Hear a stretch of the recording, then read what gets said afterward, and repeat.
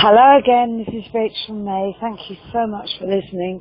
I hope all of you are feeling good today, or feeling great today, and full of plans and joy of living and great ideas. But here's an idea. I'm interested in giving a short talk on,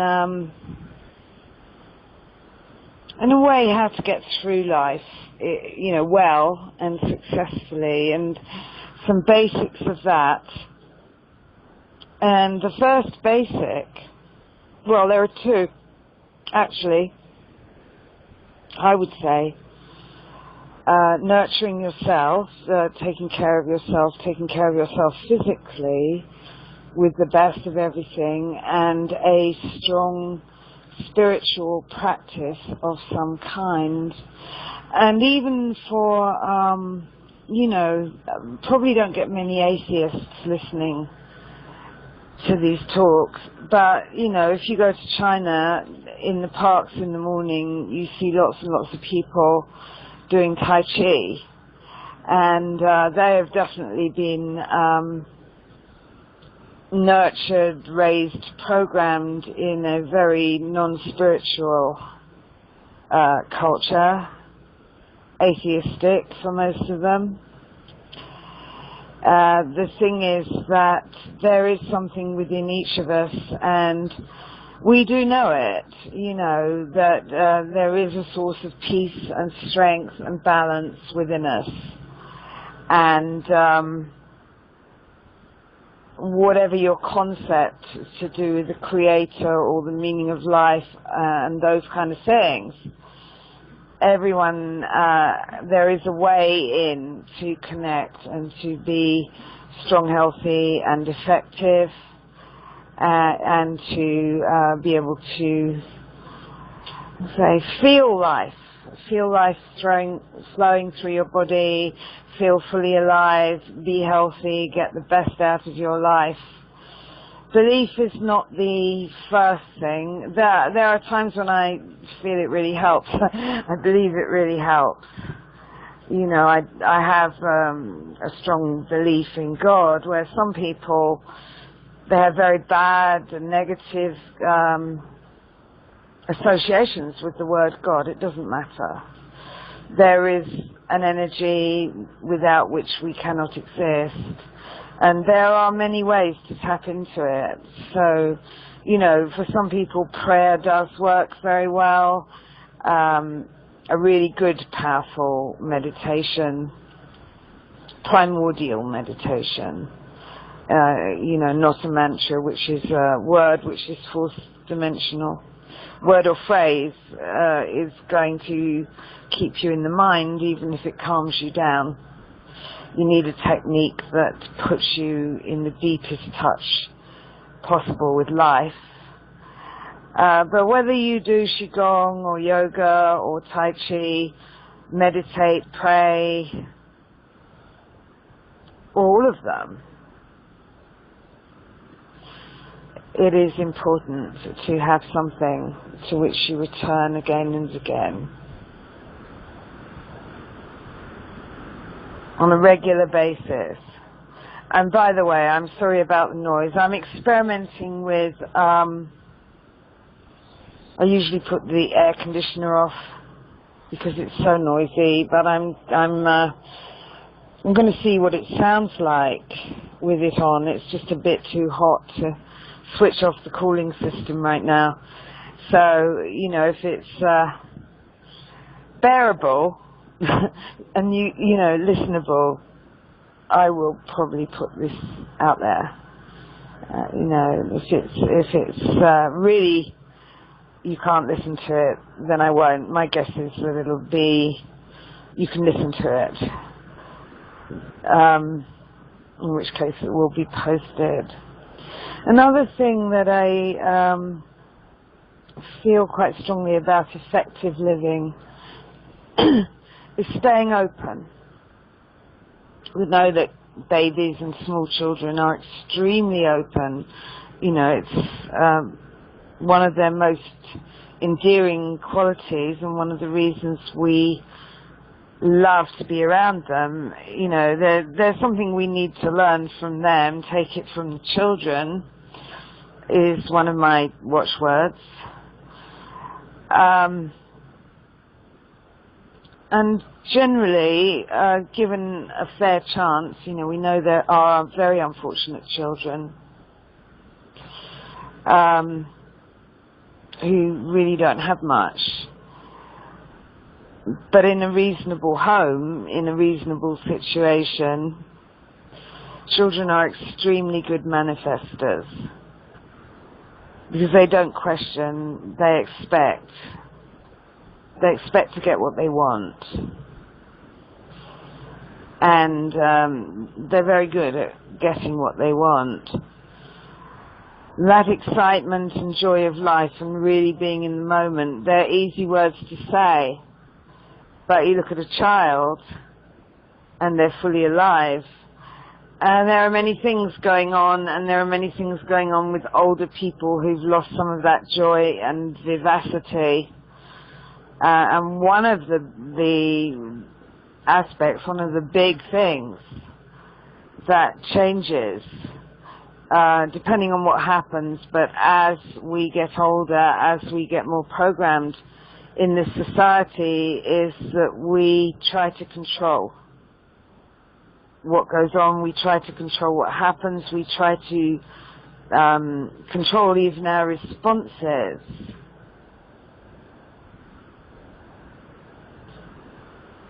And that will cut you off from the life source within you, trying to prevent bad things from happening, trying to make good things happening. It's not the way to do it. So, again, a strong spiritual practice will allow you to become increasingly open. There is another thing which can be extremely helpful, which is emotional healing and clearing, and I do believe that most people would really benefit from this. I was lucky, I was fortunate to be quite young in the 80s when rebirthing was a thing, which, you know, it might be quite hard to find rebirthers now. For people carrying quite a degree of trauma, which kind of sticks around the core of your being in layers, and is also manifests as stuck energy. It's not flowing around the body. There's energy stuck in different parts of the body, and energy stuck in different parts of your energy system, your chakras and so on. Rebirthing was a breathing technique which was incredibly powerful,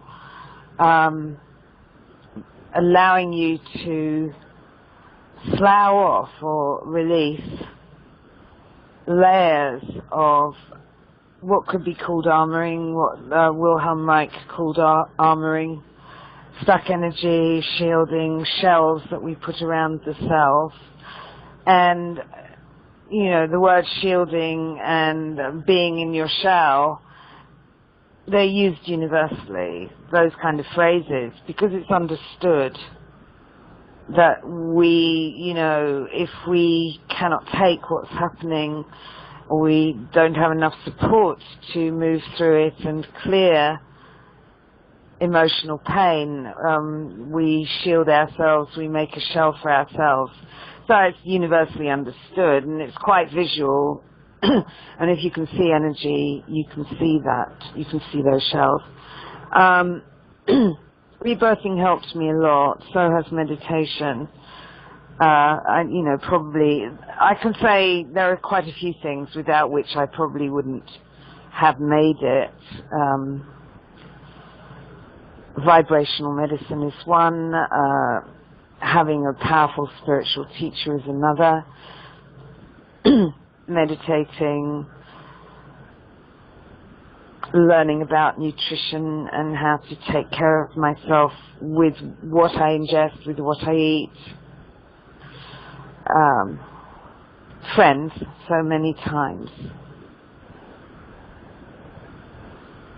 and my work, and I wouldn't have found my work, I wouldn't have found this work and come to this work if it weren't for those other things.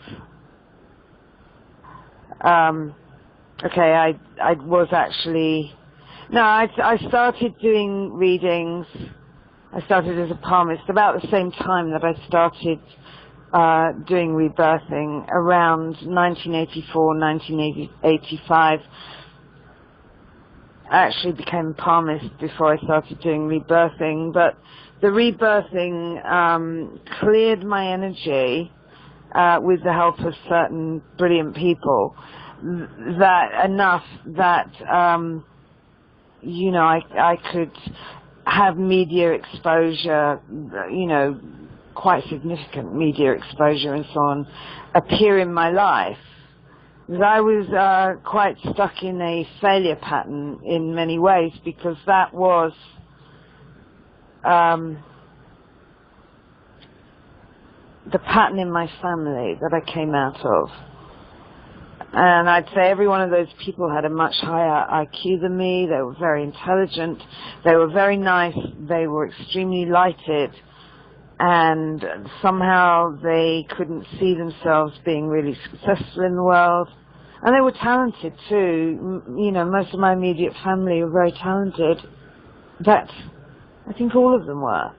But they couldn't see themselves, having lasting success, and they didn't achieve it, which is very sad. And as I studied, I studied nutrition, medical nutrition, what deficiencies cause what diseases, what nutrients cure these diseases, how the mind and body interact, how the mind is affected by what you eat. I realized that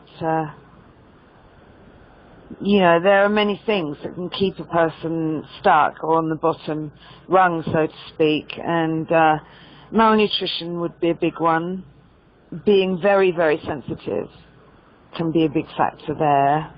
So there are people who are hugely sensitive, gifted, talented, very intelligent, who don't make it because they don't know that their nutritional needs and so on are much higher.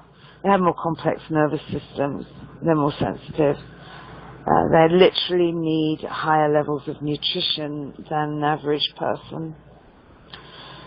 Many, many things I learned. I learned a great deal about psychology. I learned about generational abuse and DNA damage, and how if one generation doesn't clear an abuse or a disease, a stuck energy that's going on within the family, it actually comes down to someone in the next generation to clear that. It just gets passed along. I've been more interested in the life-to-life transpersonal psychology that I've worked with for many years. That many issues that we have are damage carried from a previous life and will affect us life after life, or in most of our lives, until the stuck energy is cleared and healed. So I've worked with that a great deal, less so with the generational DNA damage and abuse. So I have observed it and I have seen it. It seems that the past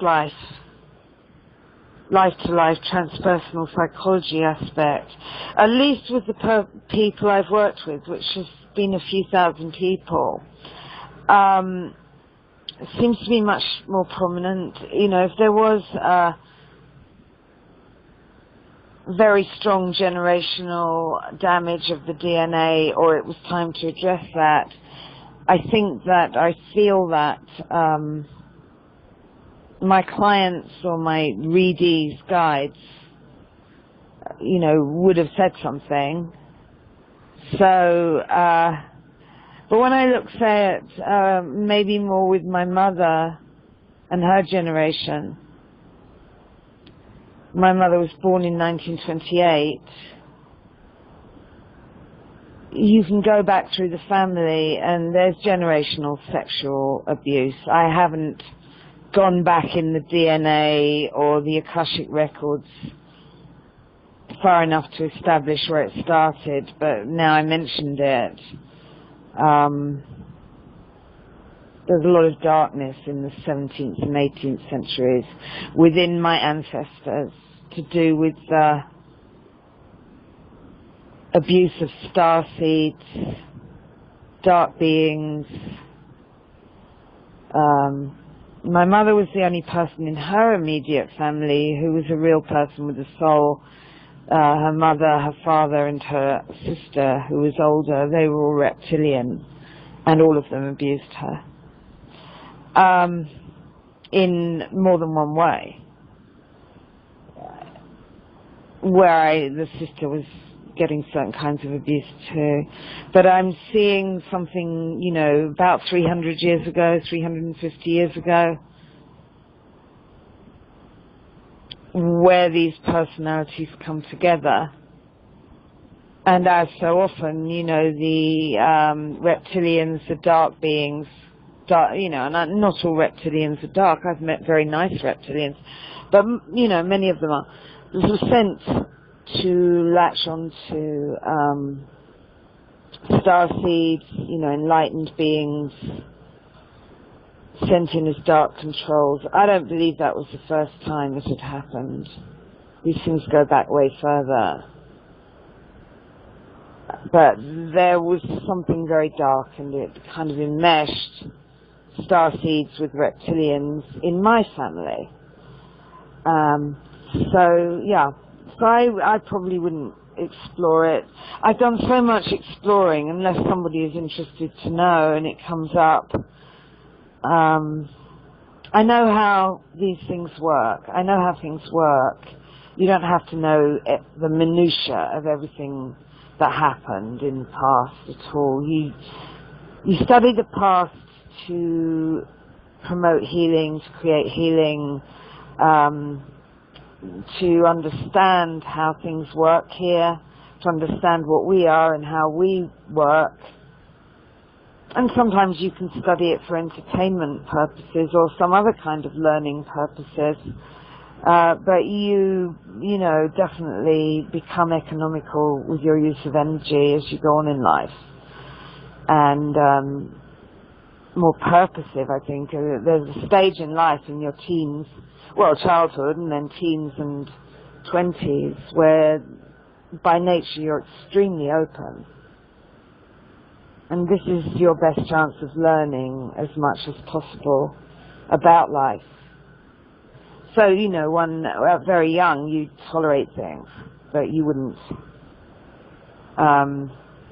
tolerate. You tolerate things, situations, and people that later on you wouldn't have time to, because you've been there and done that. You bought the t-shirt, and you narrow down your focus, and that's an excellent thing, you know, something we need to do. You become more goal-oriented, and you learn who you are, you learn about your vocation or vocations. Depending on your dedication, you may put everything into that, or you may put a lot into that. It depends what you came to the planet to do. You know, some people had a huge, powerful mission, and some people had perhaps a more varied agenda. And for many of us, we will have vocations, and they will gradually change and evolve, and we may have more than one. I find many are both healers and artists is a good combination, and you need the one to balance the other, and kind of to escape from the other, although both can be lovely to do, and you're privileged and lucky to be able to do both. You need change. We need change and variety.